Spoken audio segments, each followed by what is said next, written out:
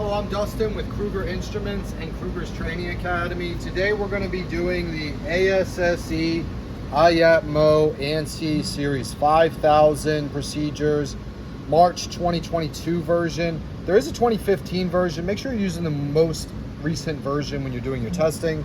The 3-valve test on the RP, the ASSE 1013. There are single hose versions of this. This is what they call the multiple hose or the 3 hose or whatever. Depending on your jurisdiction, I just completed a class with IAPMO and they were saying that certain parts of the country require the 3 hose version, specifically like Philadelphia and parts of Pennsylvania.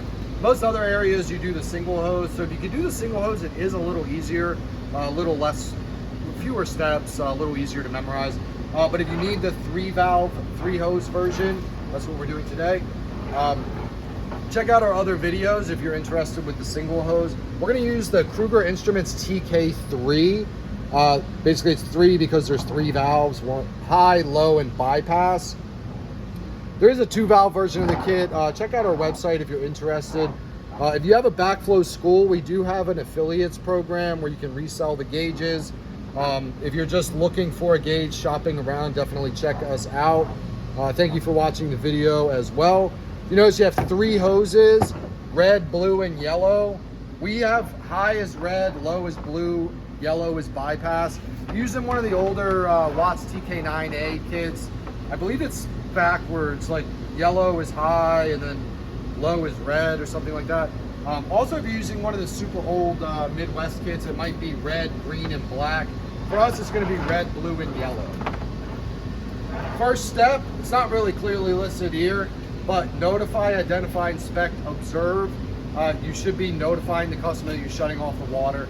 Your proctor and your instructor might say something different. They might say like, oh, you just say like, hey, I'm Dustin, I'm here to shut your water off to test your backflow. You want to defer to whatever school you're in, whatever they say to say. Notify, identify, inspect, observe is one of the more common ones. Next, we're going to install test adapters. So first off, it's an RPZ assembly.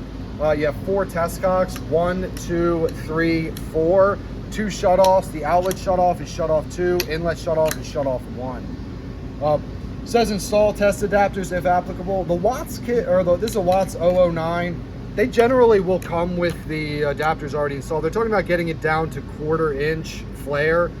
You might see on a bigger valve, it might be a raw end, even like 1/2 or 3/4 inch raw end hole there. So you might have to put adapters in to adapt it to the flare. For us, you don't. Some proctors, they want you to say like, oh, I'm installing my adapters just verbally. Pretty much all the prep stands are going to have it this way. If you're in the field though, you might have to install your adapters. Next, you're going to flush the test cocks. They have a really specific way they want them flushed. You open 4. Oh, make sure you don't get yourself wet. You just need a trickle flow. You don't need it shooting up in the air. Open and close test cock 1, open and close test cock 2, open and close test cock 3, close test cock 4.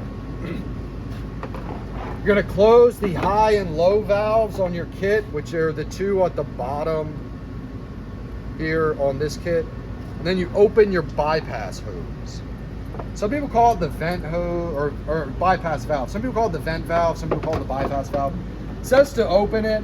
You might not want to screw it all the way open, but you should probably have it at least like halfway. It should be open enough. Attach high hose to test cock 2, and the high hose is the red one.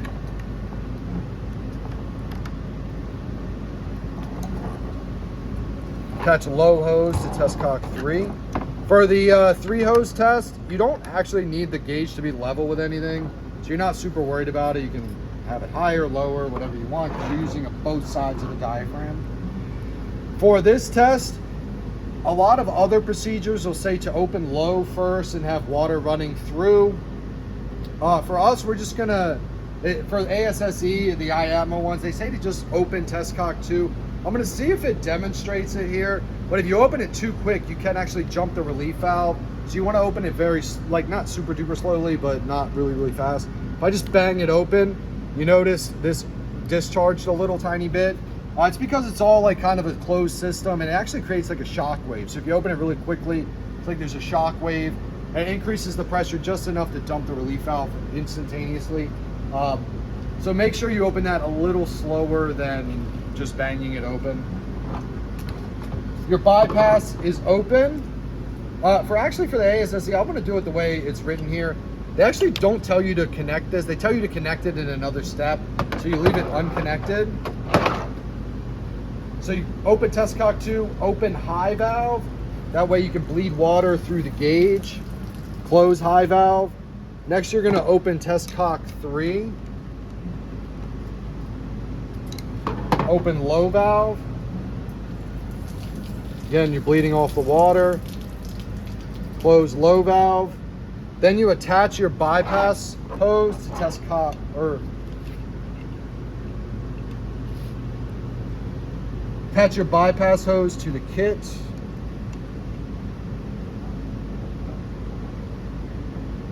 I think it actually was supposed to be connected, but we'll just roll with it.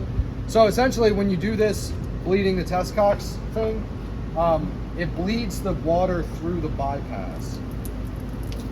So you want to do that to make sure the bypass hose has water in it. But then it tells you to bleed it again later, so you kind of bleed it twice with these procedures. Attach bypass hose to test cock 4. Open low valve. This is going to pressurize the kit, so it's going through the low, through the bypass. High is closed, goes through the hose and hits right here. Then it says to loosen the bypass hose. You just want to see water come out. You sort of already bled it when you did your flushing, but they say to bleed it again. Close your low valve. Oh, no, actually, that's why. So they want you to have the low and the bypass open, so you reset the gauge. So when you do this, it resets your gauge. That's why they do it. So make sure you do that properly. Close low valve, then you open high valve. Again, nothing is actually opened here. It's just open here, and then the test cock is closed. This is actually your first reading. We're gonna go ahead and get that. Your static line pressure. So high is hooked up, low is hooked up, but everything's closed. So your static line pressure is 40, I'm reading. So we go ahead and write that on your sheet. It's 40 for your static line pressure. For these tests, you do have to test the tightness of shutoff 2. Even though you have it hooked up, some other procedures, they don't make you do that. For ASSE, you do have to test shutoff 2 for tightness. So you go ahead and close shutoff 2. Notably difference between the one hose and this one, you leave shutoff 1 open. Shutoff 1 is open the entire time for the test. Open test cock 4. This introduces back pressure to check valve 2. They're kind of combined. If you look at the sheet, you do a tightness of 1, shutoff 2, and then it just says if it's remained steady through all of test 1, then you say check valve 2 is tight as well. So it's like a combined double test. There's no additional steps. You just kind of do both of them. So right now we're reading 7.6. When I open test cock 4, it might drop a little bit. Yeah, see now it's saying 6.2, that's, or 6.1. That's basically just disc compression. So when you open this, pushes the check valve a little bit further down, which reduces this or increases the zone pressure slightly. It was only like 0.3. Don't worry about that. When it says remain steady, they mean like it's not dropping all the way to 0. If you have a simulated check 2 leak, it'll drop all the way down to 4 or whatever the opening point is, and you'll see water coming out of the bottom. Next, you're doing the tightness of shutoff 2 test. So you close test cock 2. If you notice the pressure isn't dropping, before you do that test, you want to make sure all of your hoses are drip tight. You have all of your hoses open. A lot of the valves are open. If you have a leak through anything, it's going to start dropping a little bit because you stopped bringing in the line pressure. Being that it didn't drop, I still have 6.6. That means shutoff 2 is tight, and we can mark the check 2 has back pressure. Shutoff 2 is closed tight. Check valve 2 is also closed tight. For IAPMO, they were saying since it's a 3 hose, 3 valve test, you just write back pressure. If you're in certain states, they might require that check valve 2 number and you can actually move the hoses over. For us, we're just gonna do the base procedure. So you just say check valve 2 back pressure and shut off 2 is closed tight. You don't shut off 1, so you can go ahead and put like NA. They usually have standard testing procedures where, or test reports where they'll have both of them listed. You just say shut off 1 is NA for that, because you don't even shut it, so you don't know if it's tight or not. Moving on, you do the check valve 1 differential, close test cock 4, close high valve, remove bypass from test cock 4, reopen test cock 2. Again, you want to kind of be slow about it. If you create that shock wave, it might dump the relief valve. Open low valve. So bypass is open low valve, that's going to reset your gauge again. Close low valve. It'll drop down to your number 7.5. There is going to be a little bit of pressure fluctuations sometimes if you're hooked up to the domestic, to the street. If the line pressure is changing on the street, you're going to see your gauge move around a little bit. You want to get the number at which it's most steady. So I'm reading 6.4 or 7.4. So we read 7.4, closed tight. The way you read these gauges, each of the tiny lines is 0.2.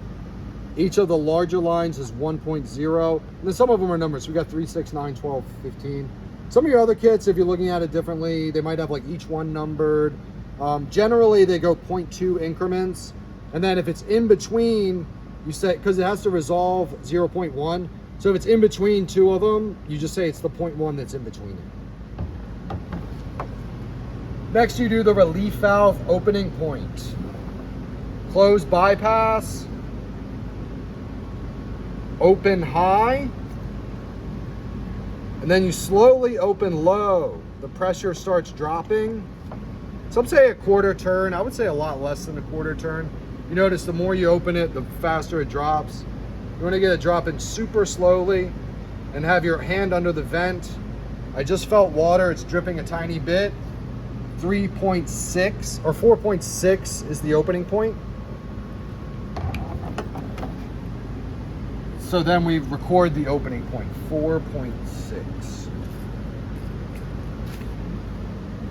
There is no way to test that it opened fully. I mean, I guess you could like open it up even more, but even so, it's still kind of just spraying.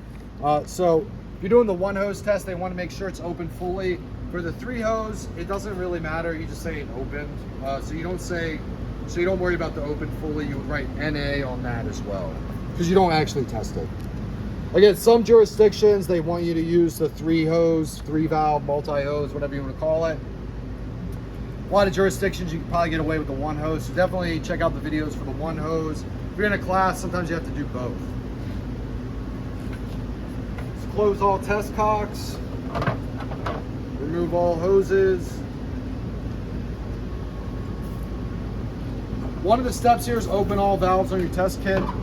It is a good idea, especially if you have a 3 or a 5 valve kit, to open all of your leads to get water out of the assembly, especially the Watts TK9As, because they're all kind of like waterlocked and you can't remove the hoses. You want to just make sure all the water's out of it. If you leave water in your gauge, especially with these aluminum body ones, you can actually get calcification where like calcium deposits develop, or you could have it where they freeze. If you're in a freeze, like an area that freezes frequently, you don't want to have your test kit in your truck, it gets down to -20 or whatever in Minnesota or something, because they'll totally freeze and crack, and then you have to buy a new one, I guess, or try to get it fixed.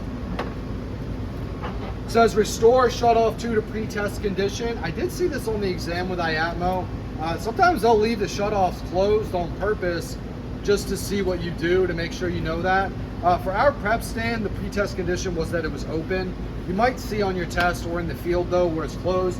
You don't want to open a shutoff that like was closed when you got there. You might flood the next, it might be on an irrigation system, all of a sudden you're flooding everybody. So be careful with that. And that completes the test. We're going to say that the valve passed We did not test shutoff 1. Shutoff 2 was closed tight.